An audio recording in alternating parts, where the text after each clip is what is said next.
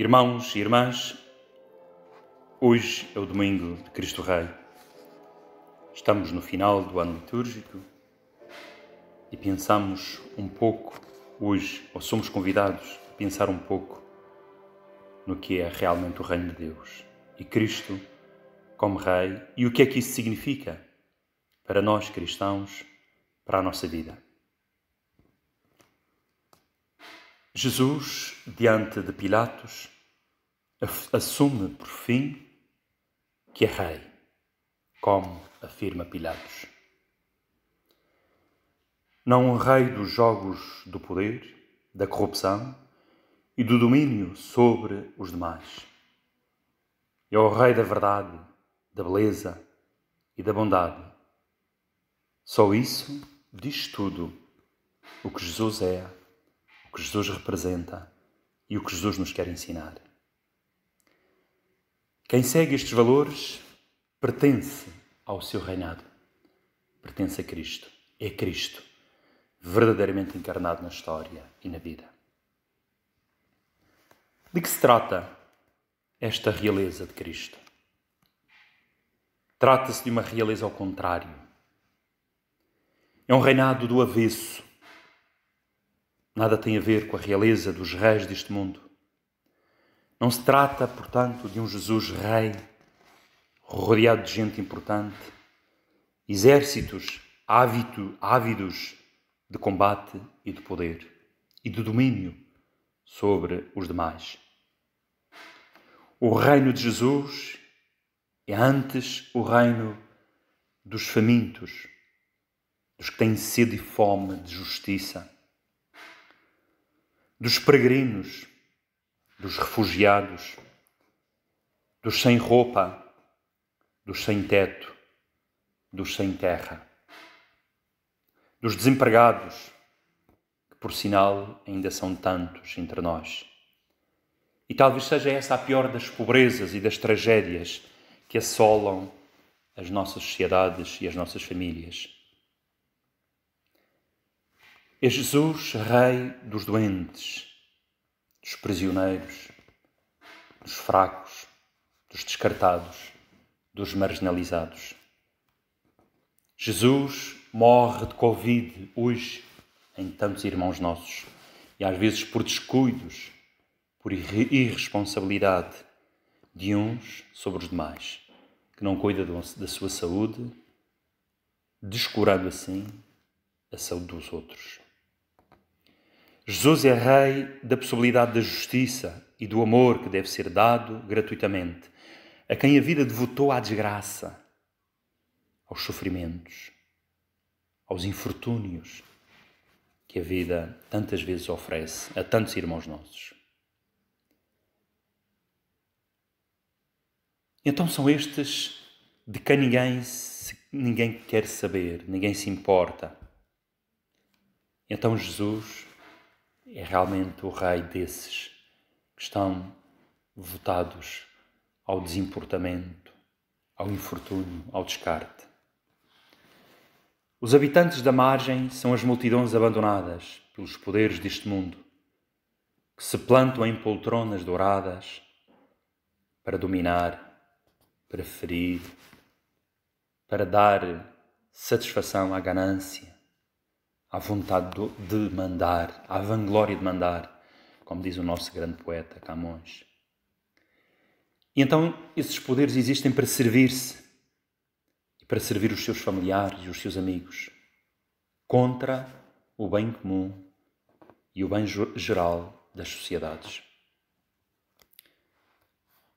O pensador Nietzsche dizia no seu Anticristo: o reino de Deus é uma lastimável mentira que serviu tantas vezes o poder religioso, as igrejas, os grupos religiosos, para fixar os seus valores que chama de vontade de Deus. E serviu para oprimir, para massacrar, para descartar, para humilhar. Nisso consistia, tantas vezes, o domínio das igrejas e da Igreja Católica em particular. Neste sentido, para este autor, o cristianismo é uma religião da decadência e não da libertação da humanidade. Em muitos momentos da história da Igreja e ainda em alguns meios da Igreja na atualidade, devemos dar razão ao autor de Assim Falava Zaratustra. Mas de acordo com o sentido do Evangelho que nós descobrimos, particularmente nesta passagem, e a postura de Jesus, nós afinal descobrimos um sentido de libertação relativamente ao reino de Deus e ao reino de Cristo. Por esta verdade, a verdade da humildade, da justiça, da simplicidade, do serviço aos outros, ao bem comum, Jesus estende os braços sobre a cruz, como um derrotado, humanamente falando. Mas do ponto de vista espiritual, ele vai até o fim pela verdade que salva. A aparente derrota de Jesus, afinal, é a lógica do poder posta do avesso. Jesus é um rei que não se coaduna com as injustiças sociais, com as injustiças pessoais e com as injustiças institucionais. A sua morte na cruz é o resultado da sua ação contra tudo o que não promove a dignidade da vida e do amor. É o preço a pagar pela sua radical preferência pelos desafortunados deste mundo. Na escola de Jesus não se ensina uma única matéria. Aliás, na escola de Jesus só se ensina uma única matéria: o reino. Mas o reino em que se aprende, este reino em que se aprende que a vida só pode ser construída mediante o exemplo de Jesus. E uma vida feliz é uma vida humilde, uma vida simples, é uma vida devotada ao bem dos outros. O exemplo de Jesus e a sua vida radicam na partilha que resulta da fraternidade, na amizade e no amor ao próximo. E é este reino que sonhamos para o mundo, o nosso mundo. Por isso, urge acabar com a lógica do domínio do forte sobre o mais fraco. É preciso acabar com a ganância geradora de pobreza.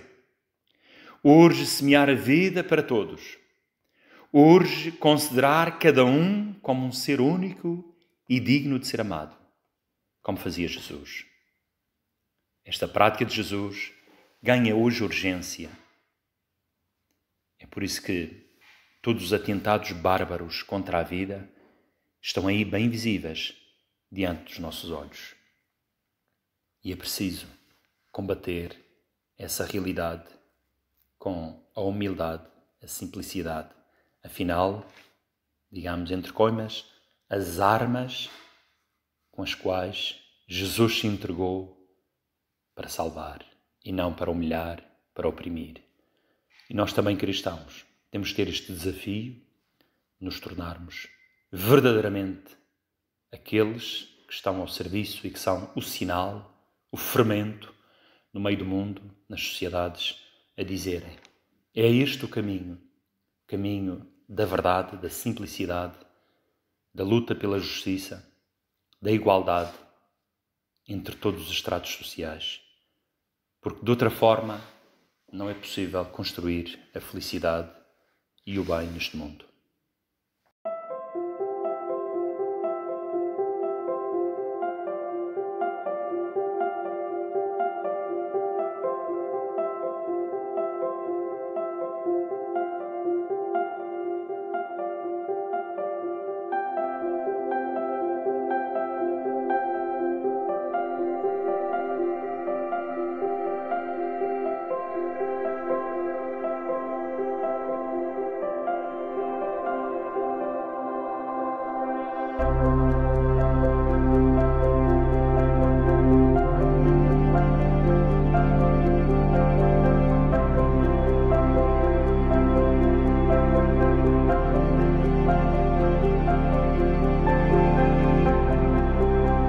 Amém.